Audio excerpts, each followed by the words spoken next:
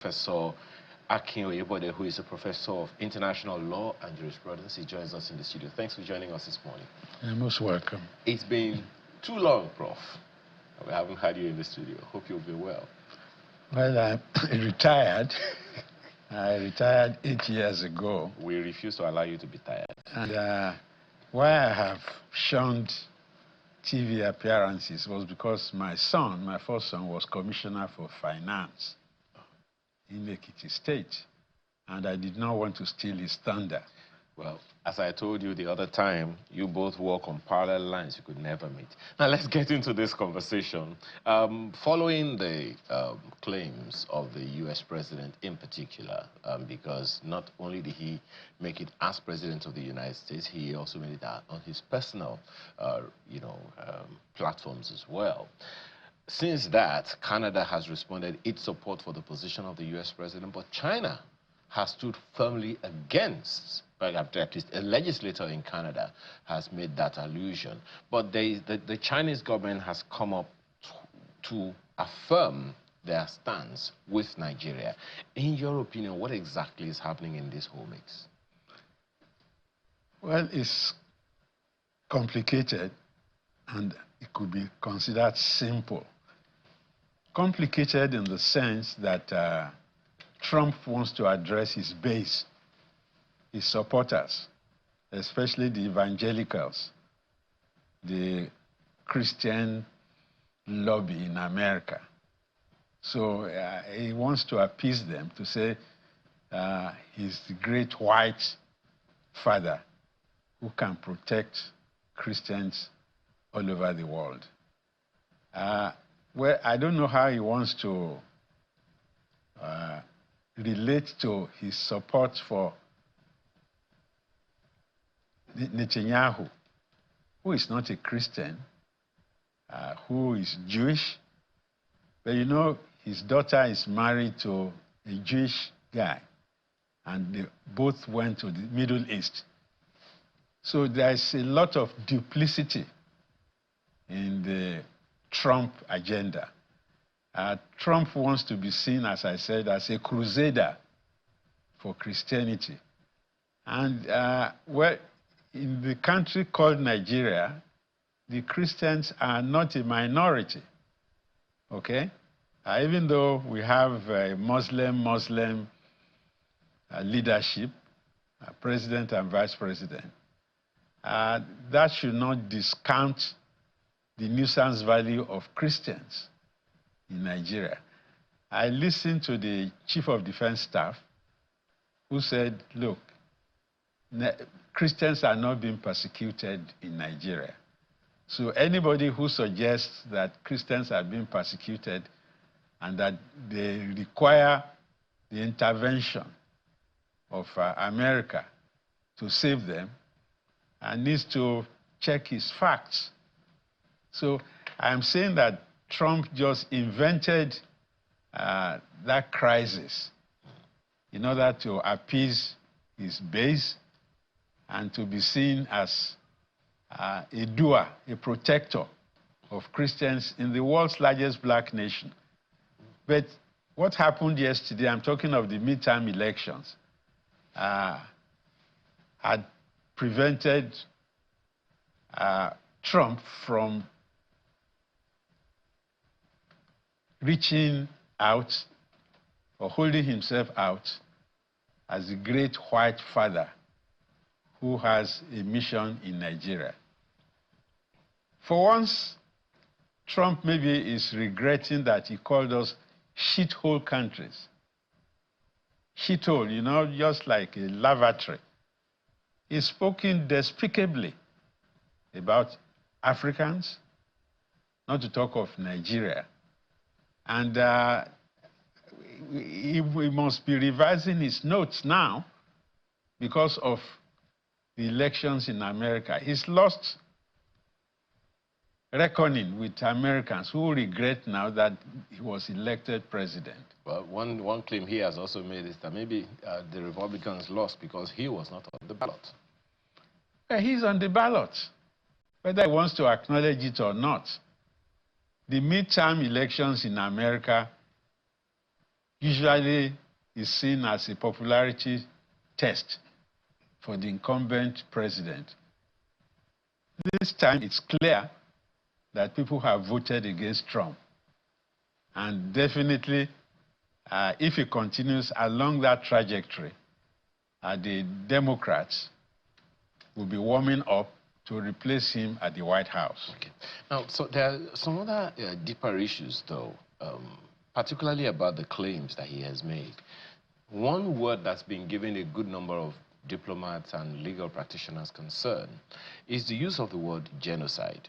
Now, while it may seem or sound fallacious to the Christians, Nigerians who are on ground, there is this allusion, for instance, to the fact that at least in one church every month, about 1 million people gather every month to pray, and they're all Christians, and nothing happens to them. Maybe that discountenances that, but the word used by the U.S. president is the word genocide.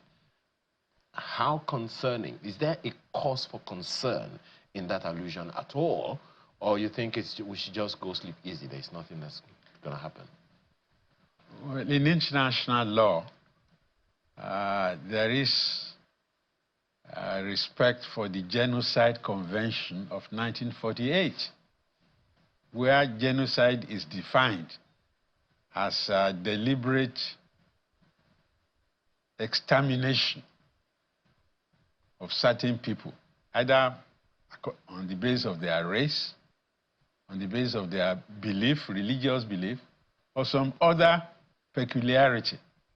If you single out people because of their characteristic, and you now want to annihilate them, you can be accused of genocide. You know, there's been a warrant for the arrest of Netanyahu for what they did in Gaza.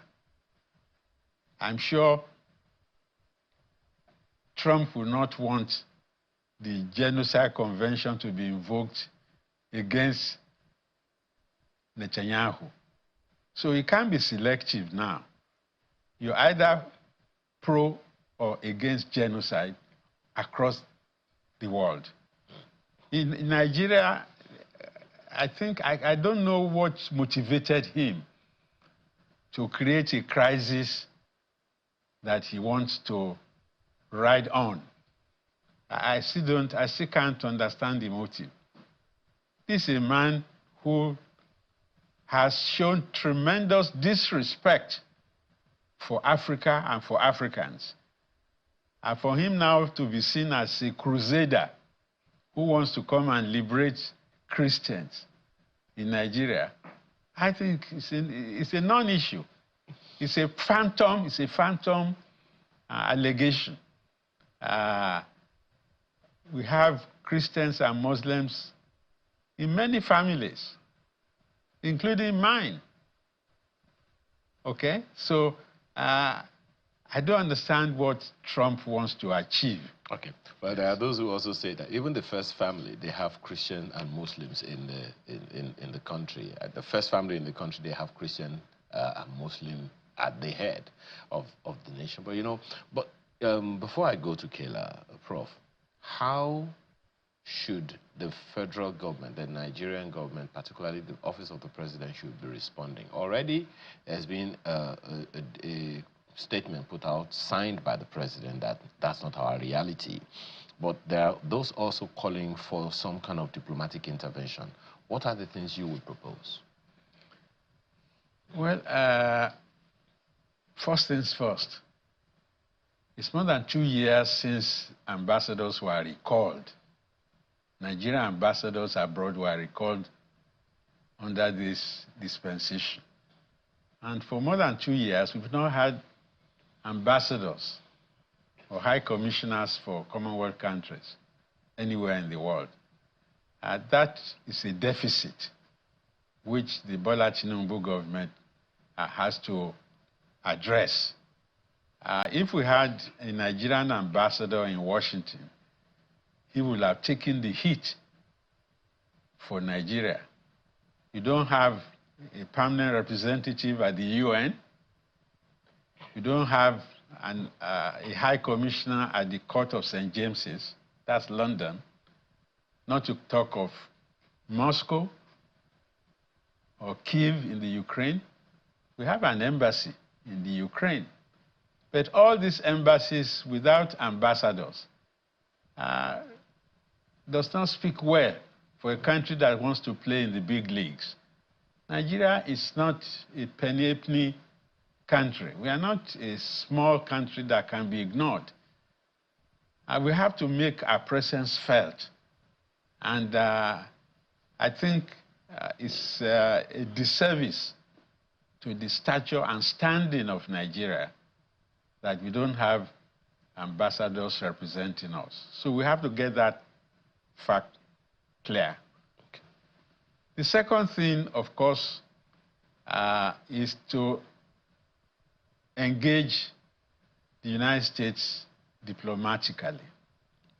In other words, there are diplomatic channels existing to talk to the Americans. The European community is for Nigeria. I was listening to the European Union ambassador in Nigeria speak in defense of Nigeria, that there's nothing like a genocide against Christians. We have a terrorism problem, but we don't have a genocide problem. Okay. So that fact, which I believe President Tinubu has declared to President Trump. But Trump has his own game plan. What we have to check is, what is his game plan? I don't know what the report of the NIA, I'm talking of the equivalent of our own CIA. And there are people who are paid to investigate things like what is happening in America. You know, one of the things that a number of people have also said is the U.S. has all the intelligence. And just as you said, the question people are asking is, what's the game plan? I think Kayla also has some questions for you. Kayla, go ahead. Indeed, Prof. I mean, I want to go back to something you said. You said he invented the crisis just so that he can speak to his base, or just so he can pump up his image as this great savior of Christians. What would be the end game for something like that? And noting also the words that he used to describe, I'm talking about President Trump now, the words that he used to describe the Nigerian people. What would be the end game, in your view, that he'll be looking at, calling us a disgraced country and things like that? That's one. And then secondly, I want you to be able to get your thoughts on this meeting, this proposed meeting between President Bola Ahmed Tinubu and President Donald Trump. Should they meet, and what should they talk about, in your view? Let me start with the second question. If you look at how Trump has been dealing with foreign leaders in the White House, so patronizing and so, in fact, humiliating. I saw the South African leader. I watched the proceedings in the White House, and I saw what even he did to Zelensky, the Ukrainian leader. Trump has this attitude, as I said, of treating other leaders as small boys. I don't think President Tinubu, who is American educated, who has a knowledge of America, will accept such condescending attitude by President Trump in the White House. President Tinubu says he calls himself a city guy. He didn't bluff about attending Chicago State University. He's lived in America. He's worked in America. So I believe he knows what to do. Our greatest lobby is the black community, the African American community. We have to explore the possibility of getting the black American community on our side because Trump wants to humiliate Nigerians. He says we are not humiliated. On the contrary, we are on the ascendancy. Once we tidy up our act, I think we make him regret the day he made such pernicious comments about this country. Now, as to what the game plan, the ultimate end plan of Trump will be, really, I'm intrigued because it was unprovoked. The allegation of Trump came from nowhere. I mean, what did we do to deserve such epithet? I believe he must be regretting what he said, but you don't speak to Nigeria as if you are talking to a Lilliputian state. Nigeria is a very important country. We have over 200 million Nigerians here. So I think, and we are the candidate that leads the black race. We are not just the world's largest black nation. Even in America, the Nigerian Americans, the Nigerians who have emigrated to America, they are more better educated than the majority of Americans in terms of the degrees they hold. You can remember that Biden had Nigerians on his cabinet, well-educated Nigerians on his cabinet. I'm not sure Donald Trump has a black face on his cabinet. You know, so I have problems with the presidency of Donald Trump. The fact that they started by first revoking the visa of the only Nobel laureate that we have produced should tell us something, that they have some unfinished business with Nigeria. Wole Soyinka is not somebody that you just dismiss or ignore. He can speak for himself. But I'm saying what the Americans did to Wole Soyinka was a signal to the rest of us that we don't matter. You know, that black, African or Nigerian lives don't really matter in his own reckoning. And so I think, yes, please go ahead. Okay, so on that point, because I don't want us to lose that, when you bring up these issues, of course, it brings to mind the concept that many people believe that this is punitive in some way for some of the alliances that the Nigerian government has taken, aligning with the two-state solution, refusing refugees, that these could be some of the things that we are being singled out for by the Trump administration. But you know, get your thoughts on that, and also to talk about a genocide. Now, you've said categorically that there is no Christian genocide. We have a terrorism problem in this country. But have we, in many ways, looking at the insecurity in Nigeria, for many people it would be simplistic to make it just a religious situation. There are so many things going on here. Is it possible that governments over the years have turned a blind eye while people from different religions, from Christians and Muslims, have been killed over the years, so much so that it now feels so bitter that people feel like they're being singled out to be killed? Have we not handled it properly as the Nigerian government? Well, the killings, especially in the Middle Belt area, are regrettable. But I must say that it's not only Christians that are falling victim of terrorism. One of our lecturers, a guy who did his NYSC with me, he was from Biu and had reason, I convinced him to stay in the university, Ekiti State University. And the Boko Haram killed him, even though he was a Muslim. And he left a gap, you know, in the sort of situation that we found ourselves. The wife also was working for us in the university. She even studied English in the university. And this young man had even built a house in Ado Ekiti. And he was a very important personality among Northerners in Ekiti. But he was just killed wantonly in, I think, Bama or somewhere. I can't remember where the thing happened. And it was a sad loss for us. You couldn't say because he was a Christian. From Biu, he's a Muslim.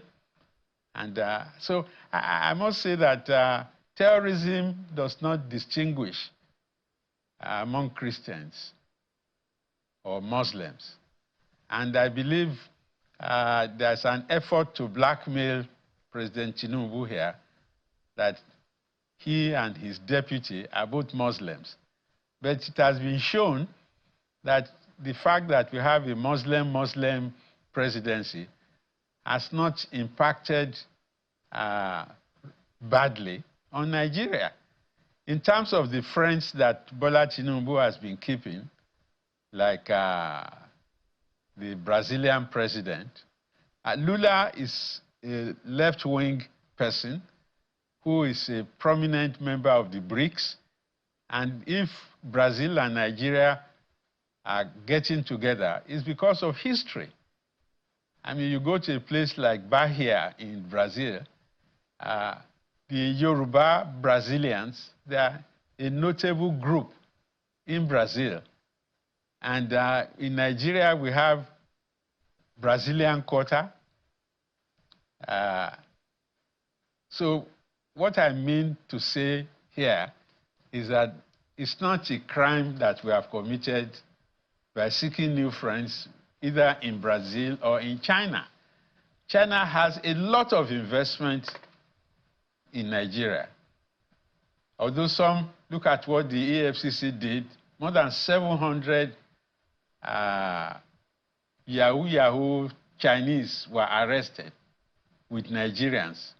And the EFCC did a phenomenal job in cleansing the internet fraudsters that were training Nigerians in a high-rise in VI. So I'm saying that we have to pay the price of the friends that we keep.